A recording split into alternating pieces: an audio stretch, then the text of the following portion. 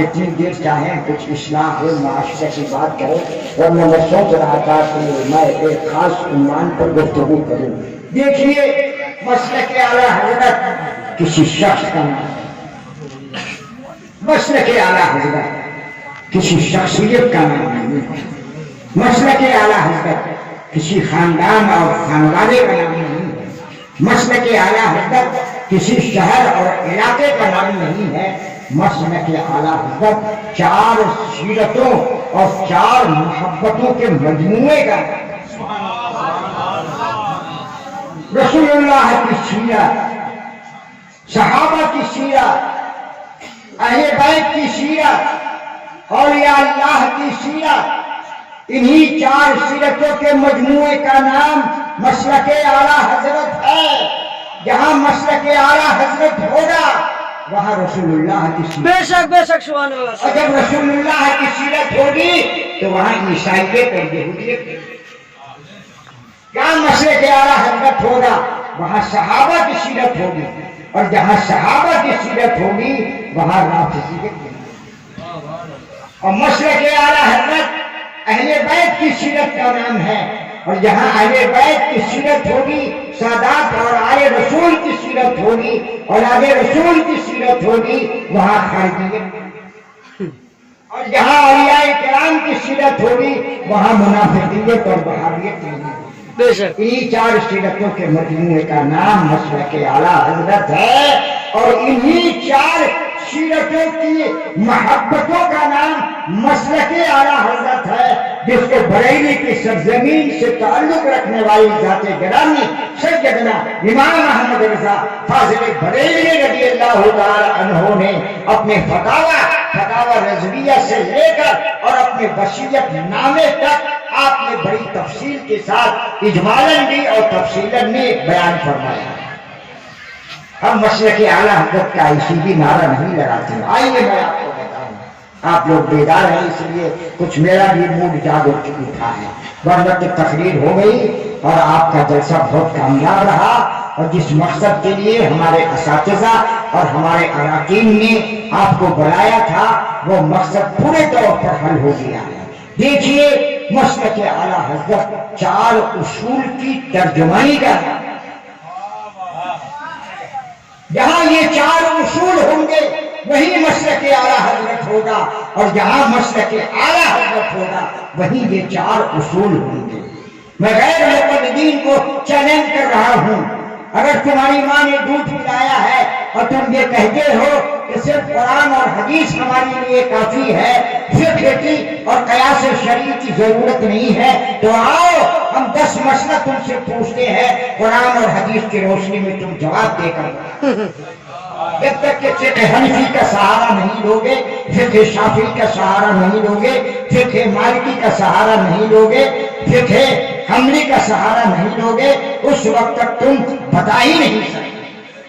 ہمارے یہ علماء کی محفل ہے، میں جب اشرفیہ مبارک پور میں شمس العلماء مصنف قانون شریعت سے بخاری شریف پڑھ رہا تھا، اور اس کو میں نے ختم بخاری شریف میں بھی بیان کیا کہ بمقابلہ دیوبندی غیر مقلدین وہابی سے مناظرہ کرنا بہت آسان ہے، بہت آسان ہے حضرت، بہت آسان ہے۔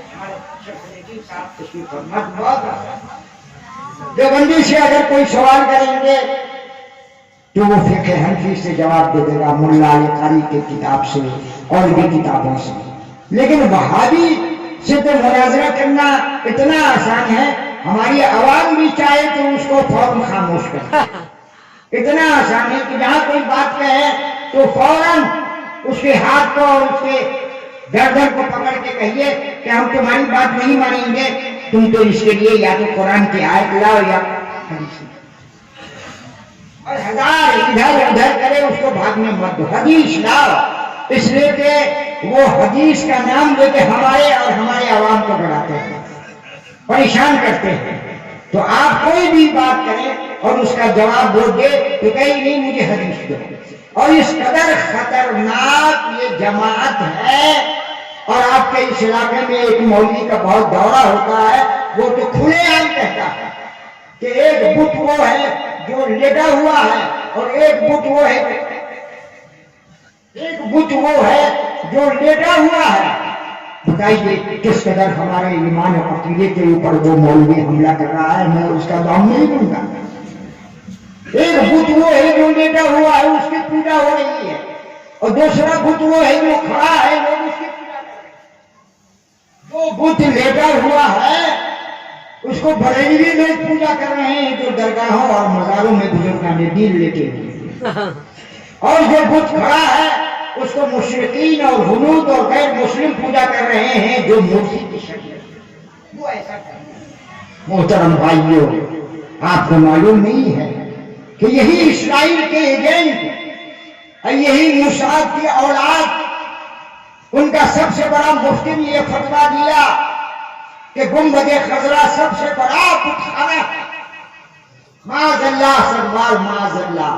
جبکہ ہمارے اور آپ کے آقا و مولا آفتاب رسالت مہتاب نبوت احمد مصطفیٰ محمد مصطفیٰ صلی اللہ علیہ وسلم ارشاد فرماتے ہیں, من زار قبری فوجبت لہ شفاعت, من زار قبری فوجبت لہ شفاعت.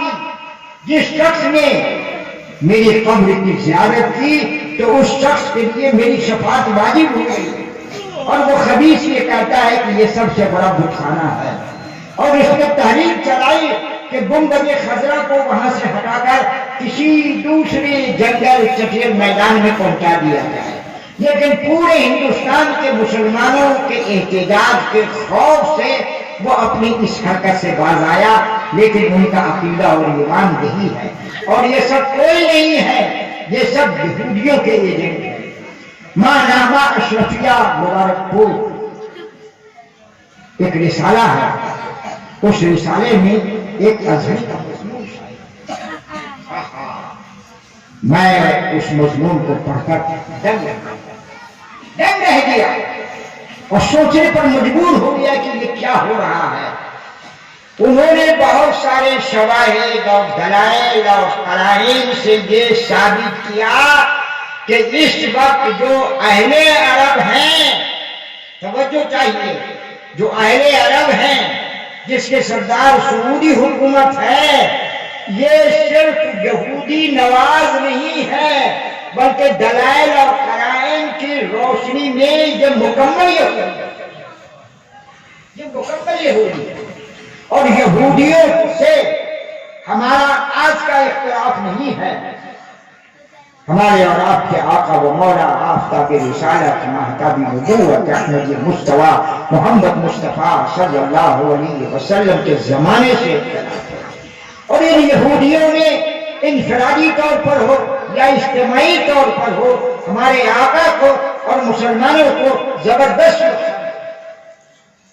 اور وہ اب تک سلسلہ قائم ہے. اور انہوں نے ثابت کیا کہ یہ سب صرف یہودی نواز نہیں ہے بلکہ مکمل یہودی ہے. آپ ذرا اندازہ تو لگائیے, یاسر عرفات مسلمانوں کا دم بھرنے والا, فلسطین کے لیے جنگ کرنے والا, پوری دنیا میں اپنے کو سچا اور پکا مسلمان کی حیثیت سے اپنے کو پیش کرنے والا, لیکن اس کی بیوی. اب آپ اندازہ لگائیے کہ جس کے گھر میں جس مذہب کی, جس کمیونٹی کی, جس حلقے کی عورت ہوگی تو اس گھر کے اوپر اسی ذہن و فکر کی چھاپ پڑے گی. اور میں آپ کو کہاں تک بتاؤں, ہمارے ایک شاگرد ہیں بمبئی میں, وہ بڑے بڑے بادشاہوں سے ان کے تعلقات ہیں اور ان کو وہاں جانے کا اتفاق ہوا ہے.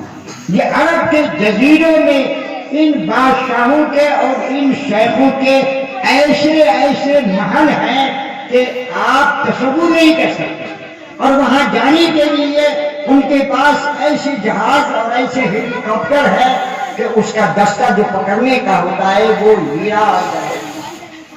اور یہ یہودی پوری دنیا کی حسینائیں اور خوبصورت لڑکیوں کو جزیرے میں بھیج کر ان کو عیاشی کا اڈا بنوائے ہوئے ہیں. وہ غلام بن چکے ہیں یہودیوں کے, ورنہ صرف ایک حکومت سعودی صحیح ہو جائے تو میں یہ سمجھتا ہوں کہ پوری دنیا کے مسلمانوں کا سر بلند ہو جائے۔ آج ہمارے مقابلے میں 3 باطل فرقے ہیں، توجہ دیجیے۔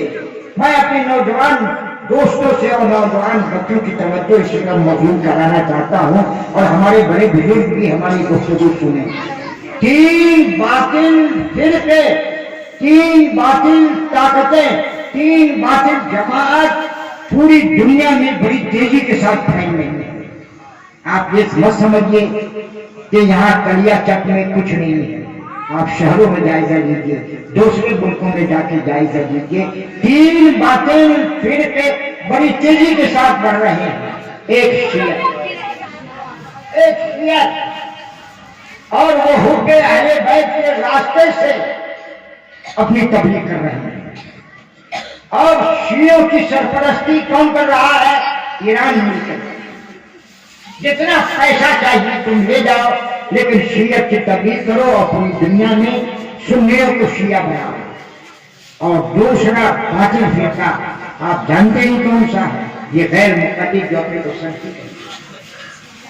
جاؤ ان کے دلوں سے اس کے رسول کی دولت چھین دو اور ان کو غیر مقلد بنا دو۔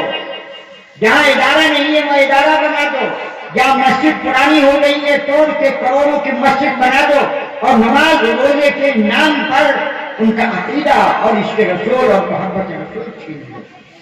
اور اس کی سرپرستی کون کر رہا ہے؟ سعودی حکومت کر رہی ہے۔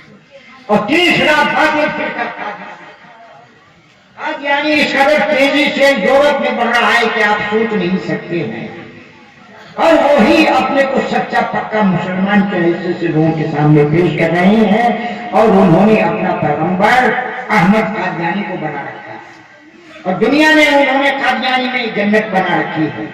ہمارا ایک دوست وہاں جا کے آ چکا ہے، اور سہولت اس کے لیے موجود ہے۔ اور قادیانی کی سرپرستی کون کر رہا ہے؟ یہی اسرائیل حکومت ہے۔ ہم بیچارے غریب سنی مسلمان ہیں کہ ہمارا کوئی سرپرست نہیں، لے دے کے تھوڑا بہت صدام تھا یا عراق حکومت تھی تو وہ خود اس قدر غریب تھی کہ ان کی مدد کی ضرورت تو خود ان کو تھی، وہ ہماری کیا مدد کرتے۔ ہم تو چندے کے اوپر چل رہے ہیں، زکوٰۃ پر چل رہے ہیں، خیرات پر چل رہے ہیں، عشرے پر کر رہے ہیں۔ آپ کی داڑھی کمائی کے چند سکے اور چند روپیوں پر کر رہے ہیں، اور ہم مست ہیں کہ ہمارے پاس کچھ نہ صحیح، لیکن ہمارے جھنڈے کا نام ہے جان مانگو تو جان دے دوں، مال مانگو تو مال دے دوں، مگر یہ ہم سے نہ ہو سکے گا، نبی کا جاہو جلال دے دوں۔ ٹھیک ہے ہمارے پاس مدرسے کی اونچی بلڈنگ نہیں ہے، ٹھیک ہمارے پاس عالیشان مسجد نہیں ہے، لیکن ہمارا قلب اس کے رسول سے مدینہ بنا ہوا ہے، ہم اسی میں بڑھن ہیں، ہم اسی میں مست ہیں۔ لیکن اس کو بھی ہمارے ہی لوگوں نے زبردست نقصان پہنچایا، جس سے ہمارے علماء جھوٹ رہے ہیں، پریشان ہیں۔ اور وہ کون؟ وہ پیروں کی جماعت ہے جو سنیت کے نام پر پورا مریدی کر رہے ہیں، لیکن اسلام کا پیغام وہاں تک نہیں پہنچے، سنیت کا پیغام وہاں تک نہیں پہنچا رہے ہیں۔ سیدنا امام احمد رضا فاضلی بریلوی رضی اللہ تعالی عنہ اور وہ بزرگان دین جو اپنے قبروں میں آرام فرما رہے ہیں، انہوں نے اسلام اور سنت اور اس کے رسول اور محبت رسول کے لیے کیا قربانیاں دی ہیں، اس کو وہ نہیں پہنچا رہے ہیں۔ وہ صرف اپنی روزی روٹی کا مسئلہ حل کر رہے ہیں۔ انہوں نے ہماری جماعت کو کھوکھلا بنا کر رکھ دیا ہے۔ یہ جو ادارہ چل رہا ہے یہ تو مرہون منت ہے علماء کرام کی، ان چندہ کرنے والے اساتذہ کی اور ہمارے اراکین کی، کہ کچھ بھی ہو جائے، دھان کے ذریعے سے ہو، گیہوں کے ذریعے سے ہو، چھوٹی موٹی رقم کے ذریعے سے ہو، ہم ادارے کو چلائیں گے، اور انہی کی کوشش سے یہ ادارہ قائم ہے۔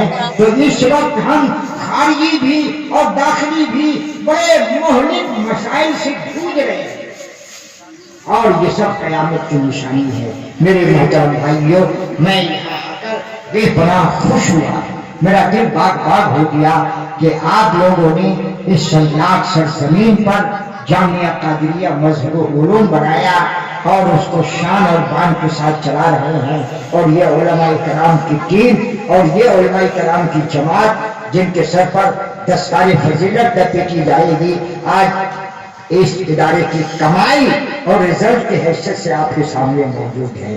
ان علماء کو معمولی مت سمجھیے، یہ علماء کرام گواہ ہے.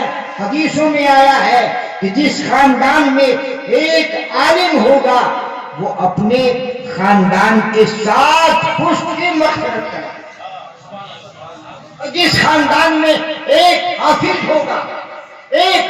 ہوگا وہ اپنے خاندان کے 4 پشت کی مغفرت کرا دے. حدیث شریف میں آیا ہے کہ میدانی محشر میں ایک عالم دین ہوں گے، فرشتے کہیں گے کہ آپ کے لیے جنت کا دروازہ کھول دیا گیا ہے، آپ جائیے جنت میں. وہ جنت کا دروازہ باہر والا پکڑ کے کھڑے ہو جائیں گے اور کہیں گے میں جنت میں نہیں جاؤں گا. فرشتے کہیں گے آپ نے پوری دنیا جنت کی تمنا اور آرزو کی، خدا کے کرم سے، خدا کے رحم سے جنت کا دروازہ آپ کے لیے کھول دیا گیا، آپ کہہ رہے ہیں ہم جنت میں نہیں جائیں گے، ہم جنت میں نہیں جائیں گے، ہم جنت میں نہیں جائیں گے. توجہ دیجیے، ہم جنت میں نہیں جائیں گے، ہم جنت میں نہیں جائیں گے. فرشتے خدا کے ہاں حاضر ہوں گے، عرض کریں گے یا الہ الا تیرا ایک بندہ ایسا ہے جو جنت کے ستون کو، ستون کے معنی کھمبا کو پکڑے ہوئے ہے. میں نے کہا کہ آپ کے لیے جنت کا دروازہ کھول دیا گیا ہے، آپ جنت میں جائیے. وہ کہتے ہیں ہم جنت میں نہیں جائیں گے. اللہ ارشاد فرمائے گا کہ جاؤ میرے اس بندے سے خدا بھی تو پوچھو کہ تم جنت میں کیوں نہیں جاؤ گے. وہ فرشتے آئیں گے، کہیں گے کہ آپ جنت میں کیوں نہیں جانا چاہتے ہیں. تو وہ بندہ عرض کرے گا کہ اللہ تعالیٰ نے مجھے عالم دین بنایا ہے. جامعہ قادریہ میں ضرور علوم میں سوکھی روٹی کھا کر اور وہاں کے اساتذہ نے ڈنڈا مار مار کر مجھے عالم بنایا. میرے سر پر فضیلت کی دستار لپیٹی، ہم نے دین کی خدمت کی اور عالمیت اور فضیلت کا شرف مجھے حاصل ہوا. میں تنہا جنت میں نہیں جاؤں گا، اگر جاؤں گا تو میں اپنے باپ کو بھی لے کر جاؤں گا، اپنی ماں کو لے کر جاؤں گا، اپنے ماموں کو لے کر جاؤں گا، اپنے دادا دادی کو لے کر جاؤں گا، اپنے نانا نانی کو لے کر جاؤں گا، بلکہ اپنے پورے خاندان کو لے کر جاؤں گا. میں تنہا جنت میں نہیں جاؤں گا. وہ فرشتے خود بارگاہ خداوندی میں حاضر ہوں گے، عرض کریں گے کہ وہ بندہ ایسا کہہ رہا ہے. تو خدا ارشاد فرمائے گا کہ یہ مقدس فرشتے میرے بندے کی تمنا اور آرزو تو محدود ہے، لیکن میرے کرم کی نہ کوئی ابتدا ہے نہ انتہا ہے. جاؤ میرے اس بندے کو کہہ دو کہ تم بھی جنت میں جاؤ اور اپنے ساتھ جن کو بھی جنت میں لے جانا چاہتے ہو سب کو جنت میں لے جاؤ. ہم ایسے ہی ان کو نہیں پڑھاتے ہیں، ہم ایسے ہی ان کو ڈنڈا نہیں مارتے ہیں. یہ بچے ایسے بھی نہیں آپ کے مدرسے میں اور آپ کے گھر پہ سوکھی روٹی کھا کر وقت گزارتے ہیں اور قرآن کا درس لیتے ہیں اور حدیث کا درس لیتے ہیں. ان کا ایک مقصد ہے، ان کا ایک نظام ہے، ان کی ایک سوچ ہے، ان کی ایک فکر ہے. اس فکر کو عملی جامہ پہنانے کے لیے آپ نے جامعہ قادریہ مظہر العلوم بھیجا اور تمام سہولت ہونے کے باوجود بھی یہ آئے اور اساتذہ نے ان کے اوپر محنت کی اور ان کو عالم اور فاضل بنایا تاکہ ان کی وجہ سے ان کا بھی اور آپ کا بھی دنیا بھی سمجھ جائے اور آخرت بھی سمجھ جائے. حدیث شریف میں ہم نے پڑھا کہ آپ نے اپنے بچے کو قرآن شریف کے حفظ کے لیے بھیجا، 10-12 حفظ کیا اور ان کا انتقال ہو گیا. قرآن عظیم کا حفظ مکمل نہیں کر سکا تو ہمارے آپ کے آقا و مولا آفتاب رسالت مہتاب نبوت احمد مصطفیٰ محمد مصطفیٰ صلی اللہ علیہ وسلم نے ارشاد فرمایا کہ اللہ تبارک و تعالی اس غیر مکمل حافظ کے قبر میں فرشتے کو استاد بنا کر بھیجے گا جو اس حافظ کو حفظ کی تکمیل مکمل کرے. بے شک بے شک بے شک بے شک بے شک. آپ کے اس مدرسے سے دو دیوار میں پڑھ کر رہ کر حافظ بننے والے اور عالم اور فاضل بننے والے. میں ان عالموں سے ان فاضلوں سے بھی گزارش کروں گا کہ میرے استاد جلال الدین استاد العلماء حضور حافظ ملت ارشاد فرمایا کرتے تھے کہ اے مقدس علماء تم ایسی ویسی جماعت نہیں ہو. اگر تم زمانے طالب علمی میں ہو تو مہمانان رسول ہو، اور اگر تم عالم اور فاضل بن گئے تو تم وارثان. جب طالب علم ہے تو مہمان رسول ہے، اور جب عالم اور فاضل بن گئے تو وارثان علوم رسول. تمہاری پٹڑی دنیا والوں کی پٹڑی نہیں ہے. تم اپنے اندر اخلاص پیدا کرو، دین کی خدمت کا جذبہ پیدا کرو. تمہارے کاندھوں کے اوپر اسلام کا ایک بھاری گرہ ہے، اسے تمہیں اٹھانا ہے، قوم کو سنوارنا ہے، قوم کو منزل مقصود تک پہنچانا ہے. اس دنیا سے جب تم قبر میں جاؤ گے اور پھر قبر سے اٹھو گے میدان محشر میں جاؤ گے تو تمہارے لیے نیکی ہی نیکی ہے، فضیلت ہی فضیلت ہے. تم بڑی مقدس جماعت ہو، لہذا تم اپنے کو پہچانو اور اپنے کو اسلام کے سانچے میں ڈھال کر دین کی خدمت کرو. معاش کے لیے پریشان مت ہو. اور آج تو تجربے نے بتا دیا کہ ہم نے اپنے بچے کو بی اے کرایا، ایم اے کرایا، بی ٹیک کرایا. اگر نوکری مل گئی تو ٹھیک، اگر نوکری نہیں ملی تو پریشان ہے. لیکن یہ عالم، یہ فاضل، اچھا پہننے والے، اچھا کھانے والے، اچھی زندگی گزارنے والے اور مختصر تنخواہ لے کر بھی اس میں اس قدر اللہ تعالیٰ کی خیر و برکت ہوتی ہے کہ اگر بڑے مالدار اور سرمایہ دار کی بیٹی کی شادی ہوتی ہے تو ان غریب اور آپ کی نظر میں اس فقر علماء اور حفاظ کی بیٹی کی شادی اور جس طرف سے گزرتے ہیں اچھی نگاہ سے دیکھے جاتے ہیں، قوم کے یہ قائد اور رہنما سمجھے جاتے ہیں. تو محترم حضرات، آج کے دور میں اگر آپ اپنے کو بچانا چاہتے ہیں، اپنی مسجدوں کو آباد رکھنا چاہتے ہیں تو آپ مدرسہ قائم کیجیے اور مدرسہ چلائیے، اور آپ اپنی گاڑی کمائی سے زکات کے نام پر، خیرات کے نام پر، صدقہ کے نام پر، عشر کے نام پر بغیر کسی اعلان اور دعوت کے ادارے میں پہنچائیے. ادارے کو قائم رکھیے. اگر ادارہ قائم ہے تو آپ کی تہذیب قائم ہے، آپ کی سنسکرتی قائم ہے، آپ کی ثقافت قائم ہے. اور یہ علماء کرام کیا بتاؤں، میں موڈ میں آ گیا اور آپ لوگ بھی موڈ میں ہیں، اور چونکہ رات زیادہ ہو گئی، آپ کہاں جائیے گا، کچھ تو سن لیجیے. سلسلے چشتیہ فریدیہ کے بزرگ گزرے ہیں حضرت سیدنا شاہ بہاؤالدین فریدی. اس کے سجادہ نشین تھے، ہم ان سے ملتے تھے، اور حضرت بابا فرید کے پوتے پر پوتے کے اولاد میں ہیں. وہ علماء کے بارے میں کیا اچھی بات فرماتے تھے. وہ کہتے تھے کہ یہ علماء کیا ہے، کوڑا ہے، کوڑا. یہ کوڑا سے تو گھوڑا کو مارا جاتا ہے، یہ کوڑا کیسے؟ نہیں، کوڑا اگر صحیح ہوگا تو اس سے گھوڑا صحیح چلے گا، اور علماء اگر صحیح کوڑا بن جائے تو اس سے قوم صحیح. کوڑا ہے کوڑا.